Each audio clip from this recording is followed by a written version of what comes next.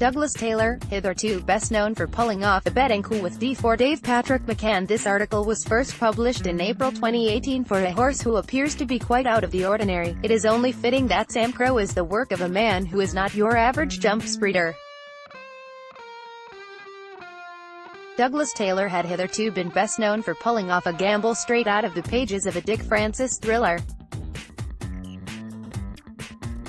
In the infamous plot of June 2010, the CEO of outsourcing firm MCR passed 200 assistants, many of them foreign nationals not fluent in English, to maintain secrecy, instructions to each place a bet on his horse D4 Dave to win at Kilbeggan, along with a €200 stake in a watch with the alarm set for 5 minutes before the race so the money would go down simultaneously to protect the price. D4 Dave, who had been available at 14-1 on the morning of the race, duly trotted up by 7 lengths at 5-1, sealing a coup that cost bookmakers a reported six-figure sum. That is not the only tale that illustrates how Taylor does not conform to expectations. He has also managed to breed 2 Cheltenham Festival winners from the only 2 broodmares he has ever owned, and is the proprietor of a popular young stallion in Jetaway who he is supporting by granting him access to Samcro's Dam Dun Dun.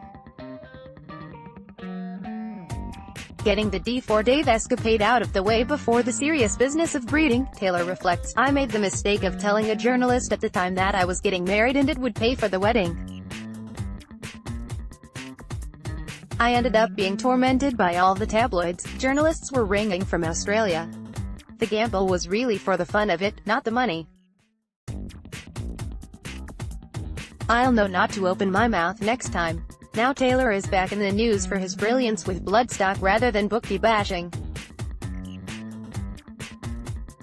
He bred Samcro, hailed as the most exciting young jumper of recent times, and the smooth winner of the Ballymore Novices Hurdle at Cheltenham last month, to remain unbeaten, out of the unraced Saddler's Hall mare Dun Dun. The dam is a sister to the classy pair Featherbed Lane and master of the Holland, half-sister to last month's Leinster National winner Pyrof Brown Eyes. Samcro wins the Ballymore Novices Hurdle to remain unbeaten. Edward Whittaker 7 years earlier at the festival, homebred final approach by Pivotal out of the well-related, winning Assis mare College Fund Girl, carried Taylor's Silks to Pip Get Me Out of Here at the post in the county hurdle. The dam was bought to be an elite flat producer for $320,000 GNS in 2014.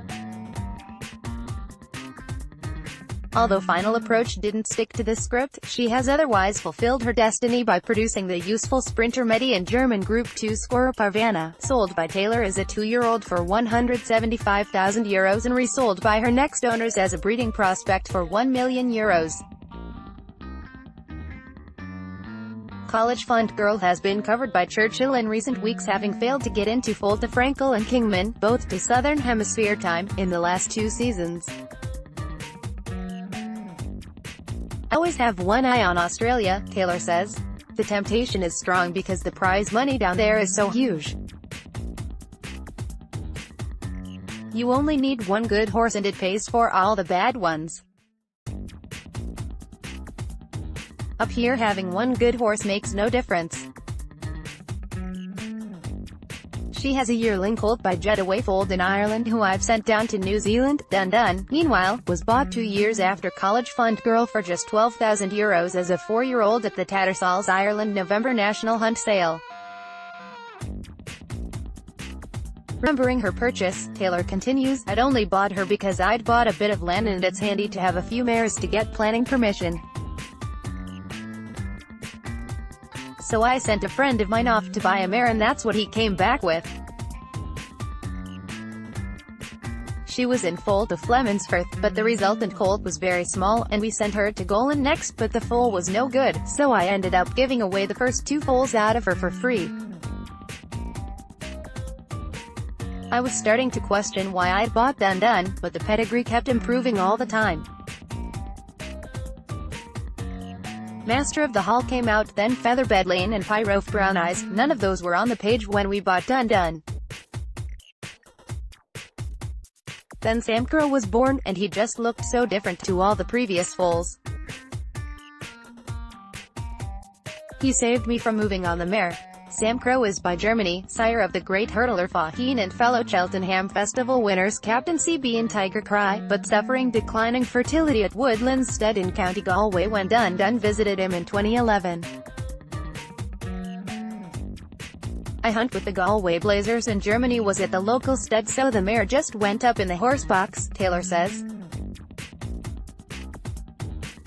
She can be hard to cover and Germany was infertile. He only covered 5 mares that year, so it was a mad decision, but it worked out well.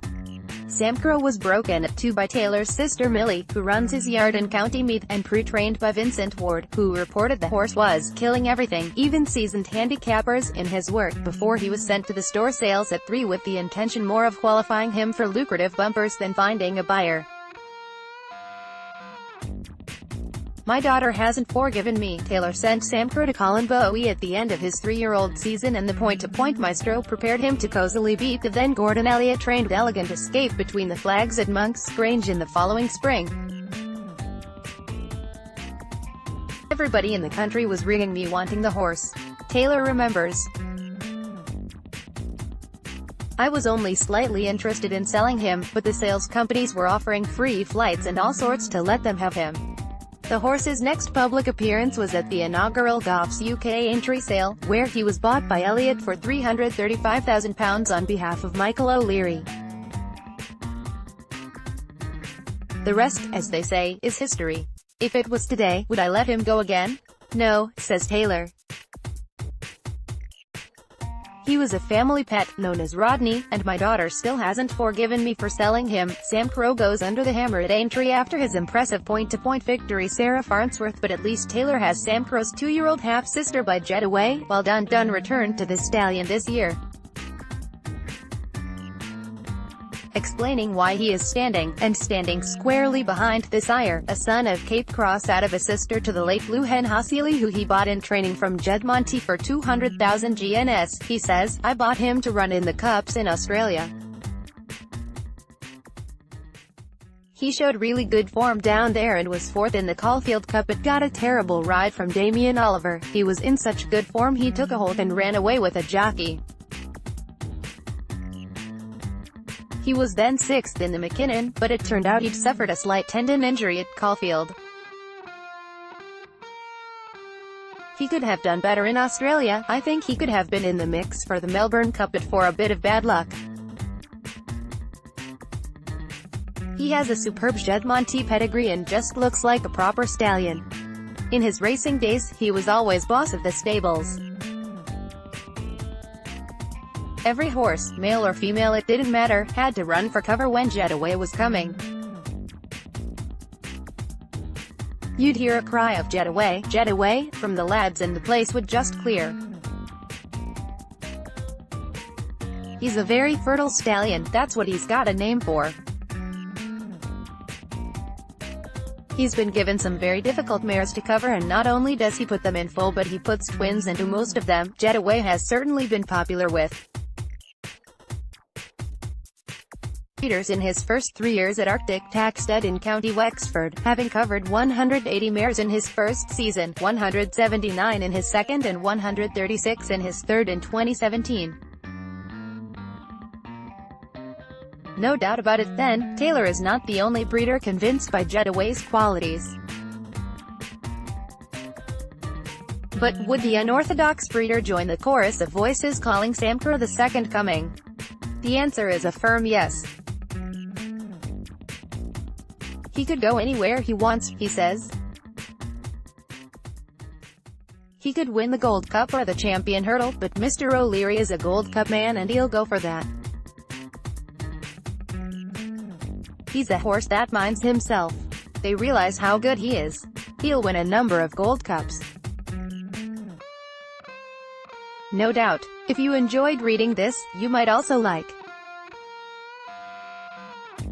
Glenview Stud gains the services of Hume's successful syndicate hoping to be on to a winner at the Breeze Ups. Storm and Norman applying a jumping man's eye to the art of Breeze Ups.